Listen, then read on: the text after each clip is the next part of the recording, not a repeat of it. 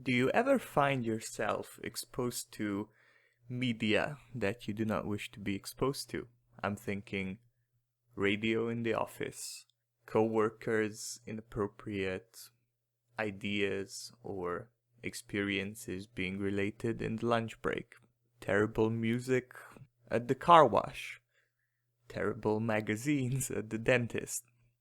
Do you ever find yourself exposed to people that you do not wish to be exposed to? Difficult co-workers, people at the shopping mall, housemates if you live in a shared house, neighbors. Do you ever say to yourself, I wish I wouldn't have to listen to this. I wish I wouldn't have to watch this. I wish I wouldn't have to experience this. Well, today I aim to bring you a ray of hope in these situations and to help you turn them into something useful.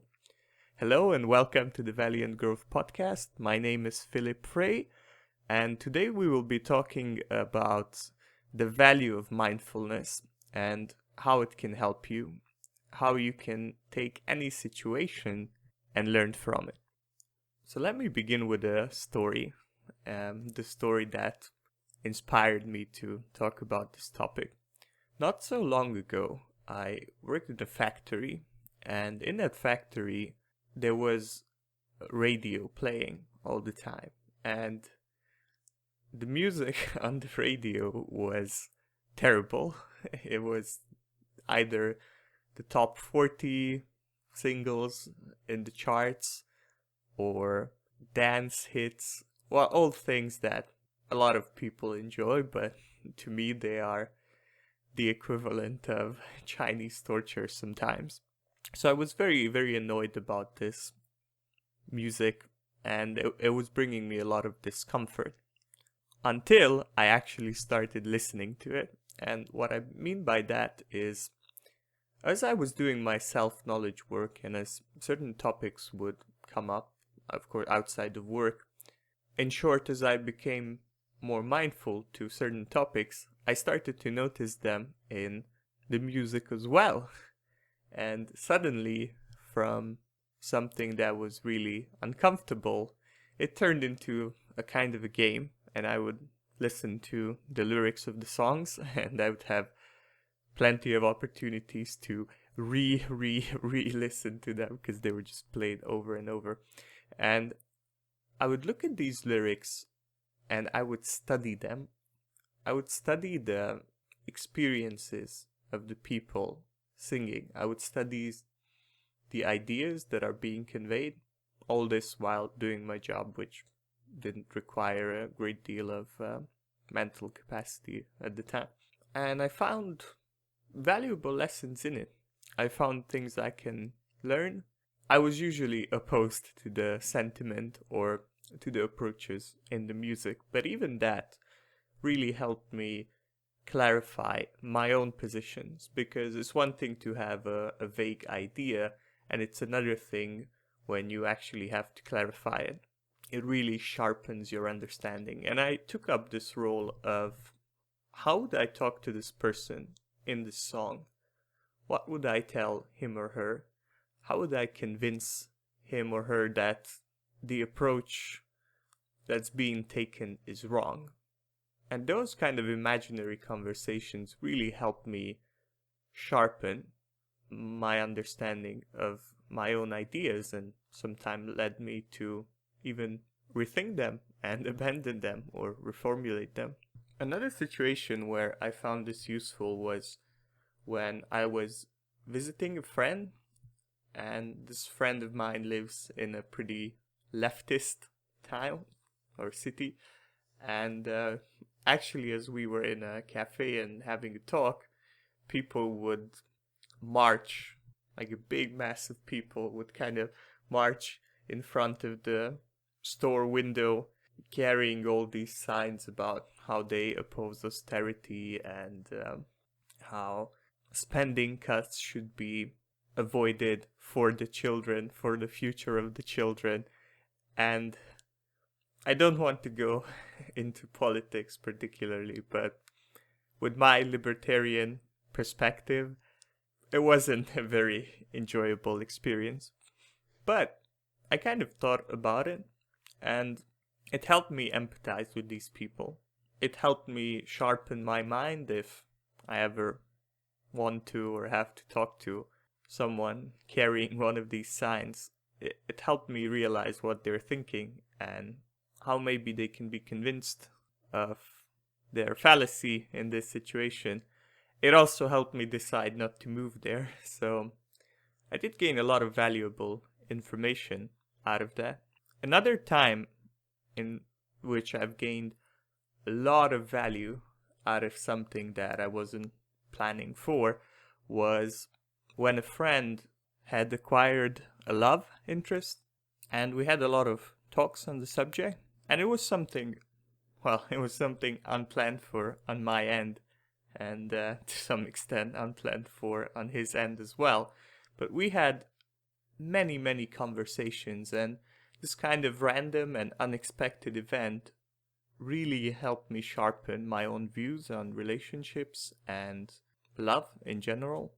And also, even beyond the conversations, when I wasn't even with him, I would be on a walk or doing my simple job at the factory, I would think a lot about the things that he said, and I would have a lot of imaginary conversations where I would argue for a certain position, a certain idea in this field on what is love, when is an appropriate time to deal with relationships, all sorts of very interesting things. And I would say 90% of these conversations never actually made it into reality. The reason being that I think there's an appropriate level of advice one can offer, and it is important to stay within certain boundaries.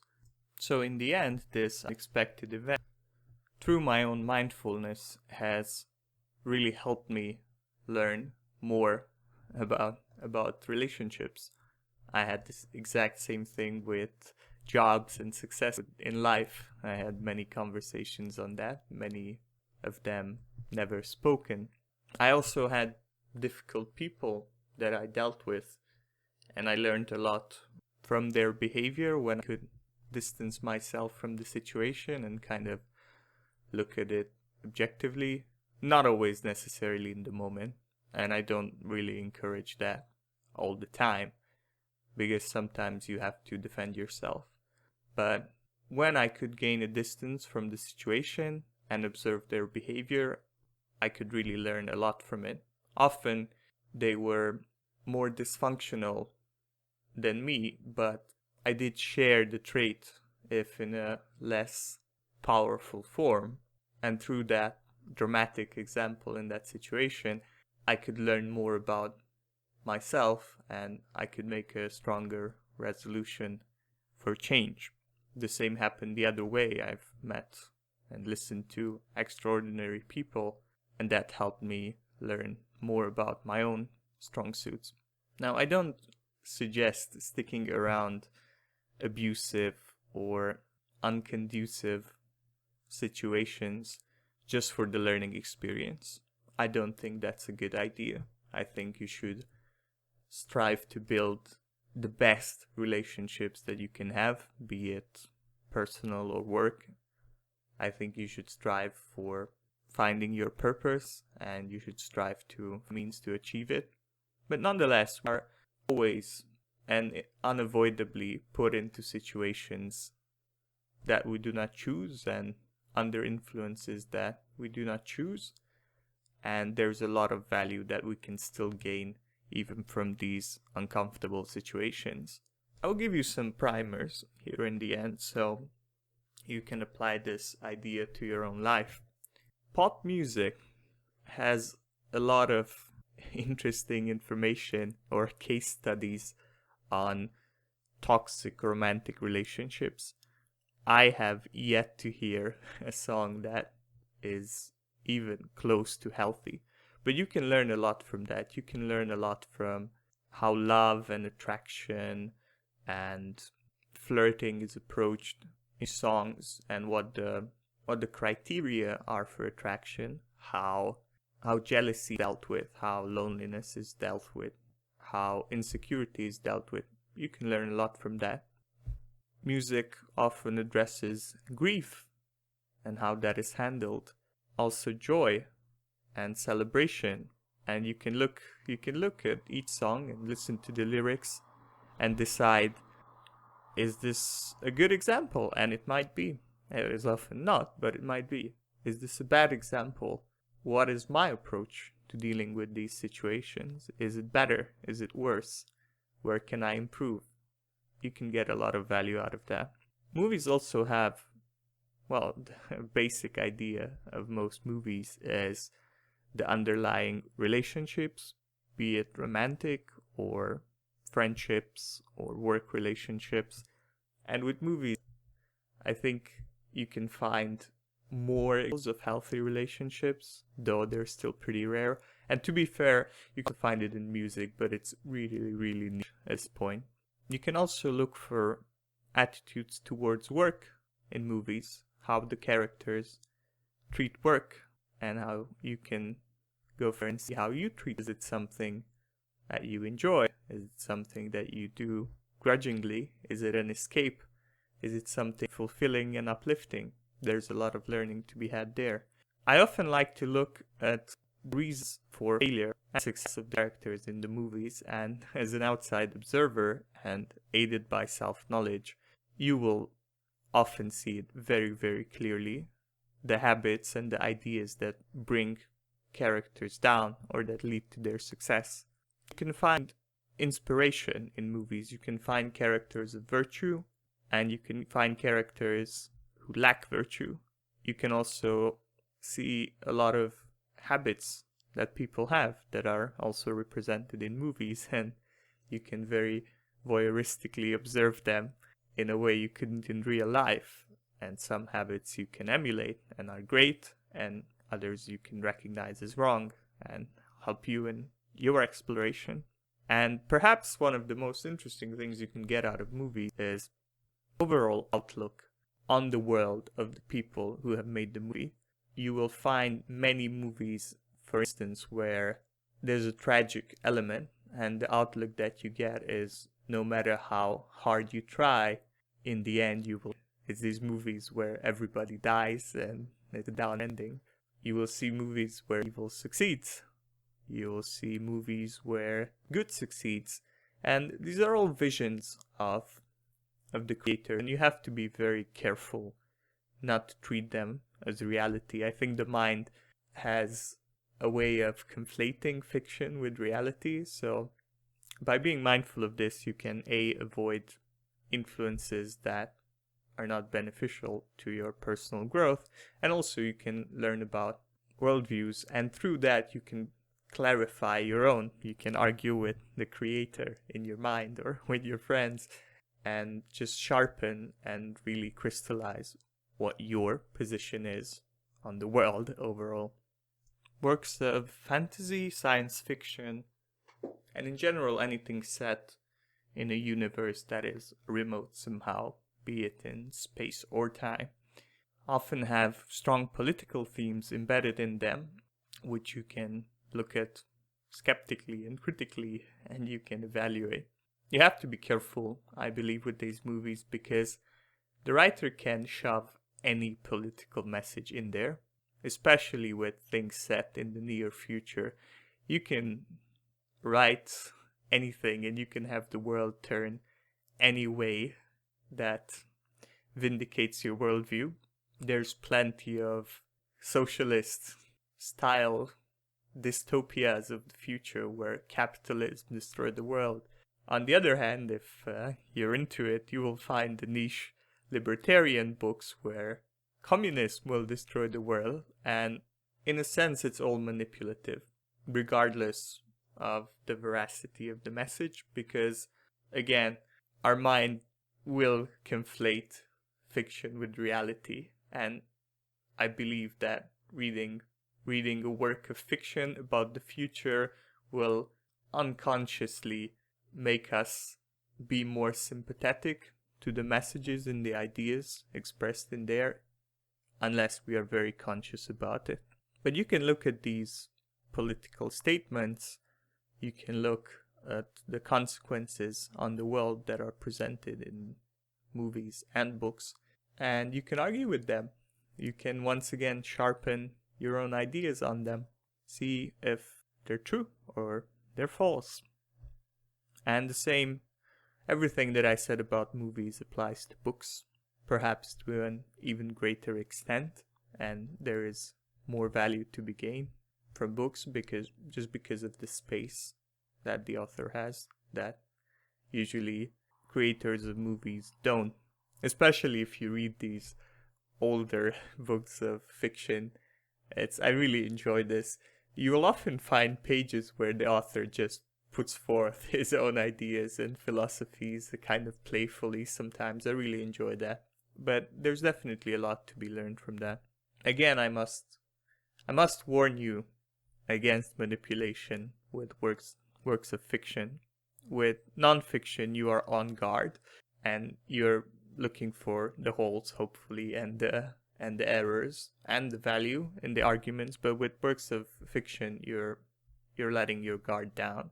And for instance, the usual technique used is likable characters will express the ideas of the authors and kind of bypass your defenses. So it's good to be on guard, but if you do that and if you're mindful of that, there is a great deal of value that can be gained from works of fiction, even if you're exposed to them involuntarily or you're not very enthusiastic about experiencing them. News can be treated the exact same way as fiction, especially if it has little impact on your life. And I think if you look at it carefully, you will find that most news have either a very limited impact on you, if you really think about it, on your day-to-day life or even on your future, or they do have an impact, but it's not actionable. You can't change what has happened or the trends that are happening. Maybe you can use them to plan your defense, but that's it. And I kind of treat news as work of fiction, which it often is, and the same principles apply here as the ones I've talked about previously. Another thing that you can gain from news is seeing what really riles you up, and if there are things that are not actionable in any way by you and don't have a strong impact, but nonetheless will really alter your mood, will really make you upset or angry. There is self-knowledge to be gained in reflecting upon that and finding more appropriate responses, or responses more in line with reality and where your circle of influence is, how far you can extend. Even on the street, you can learn from how notices are worded. You can learn from the kind of phrases people say, and you may hear something you've heard 1,000 times, but now because of mindfulness, you will notice them for the first time and you will find something interesting in it. You'll often find scenes of parenting on the street, sometimes good, sometimes bad. You will often find relationships being played out there, and these are all things you can learn from. I like looking at architecture and being mindful of architecture, and I gain a lot from that. Large and beautiful buildings, especially non-governmental ones and non-church related ones, inspire me of the ingenuity of humanity, of what we can do, of how putting a brick on a brick every day can result in amazing achievements.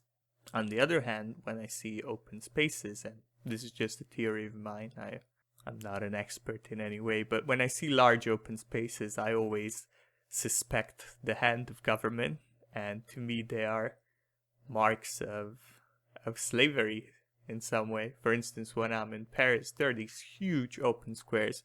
I'm pretty sure people would have liked to build on these squares, very centrally located, or in fact have built on these places and have been demolished.